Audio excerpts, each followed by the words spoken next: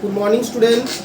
তোমরা যারা উত্তরবঙ্গ বিশ্ববিদ্যালয়ের অধীনে এবছরে প্রথম সেমিস্টারে কলেজে ভর্তি হয়েছো, তোমাদের কলেজগুলোতে ক্লাস শুরু হয়ে গিয়েছে। পাশাপাশি আমাদের ফালাকাটা মুক্তিপাড়া টিউশন সেন্টারে ক্লাস শুরু হয়ে গিয়েছে, অফলাইন ও অনলাইন। যারা এখনও টিউশনে ভর্তি হওনি তারা ভর্তি হয়ে ক্লাসগুলো শুরু করো। আজকে আমি তোমাদের যারা প্রথম সেমিস্টারে মাইনর অথবা ডিএসসি ইতিহাস নিয়েছো, কী কী বিষয় তোমাদের পড়তে হবে আমি আলোচনা করছি। তোমাদের ইংরেজিতেও বলছি আমি, এবং সাথে বাংলাটাও বলে দিচ্ছি। দেখো, তোমাদের ইতিহাসের সিলেবাস সব থেকে বড় সিলেবাস রয়েছে, 8খানা ইউনিট এখানে রয়েছে। একদম প্রাচীন ভারতের টোটাল ইতিহাস সম্পর্কে এখানে আলোচনা রয়েছে। ফার্স্ট রয়েছে source of ancient Indian history, অর্থাৎ ইউনিট 1-এ আমাদের পড়তে হবে ইতিহাসের উপাদান। এখান থেকে সাহিত্য প্রত্নতাত্ত্বিক উপাদানগুলো আমাদের জানতে হবে।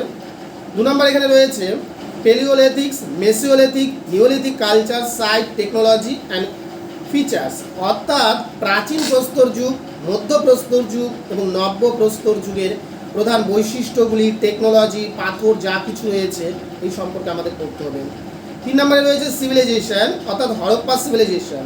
হরপ্পা সিভিলাইজেশনের টাউন প্ল্যানিং, ডেক্লাইন, অর্থাৎ হরপ্পা সভ্যতার তোমার বিস্তার, নগর পরিকল্পনা, পতনের কারণ এখান থেকে আমাদের পড়তে হবে। তাহলে ইউনিট 1-এ আমাদের কী পড়তে হচ্ছে? সোর্স, ইতিহাসের উপাদান। ইউনিট 2-তে আমরা পড়বো প্রস্তর যুগ, 3টা প্রস্তর যুগ, প্রাচীন, মধ্য, নব্য। ইউনিট 3-তে পড়ছি আমরা সিভিলাইজেশন, অর্থাৎ হরপ্পা সিভিলাইজেশনের বৈশিষ্ট্য, পতনের কারণ। 4 নম্বরে রয়েছে বৈদিক age, politics, society, economics and religions, অর্থাৎ এখান থেকে আমরা পড়বো বৈদিক যুগের রাজনৈতিক, সামাজিক, অর্থনৈতিক এবং ধর্মীয় জীবন। ইউনিট 5-এ আমাদের কী পড়তে হবে? মহাজনপদ। মহাজনপদ 16 মহাজনপদ, অর্থাৎ 16টি মহাজনপদ সম্পর্কে এখানে বিস্তারিতভাবে পড়তে হবে। এখানে নন্দ থেকে শুরু করে বিভিন্ন যে রাজবংশগুলো ছিল তাদের সম্পর্কে পড়তে হবে।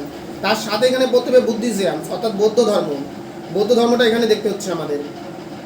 নেক্সট ইউনিট 6-এ আমরা কি পড়ব?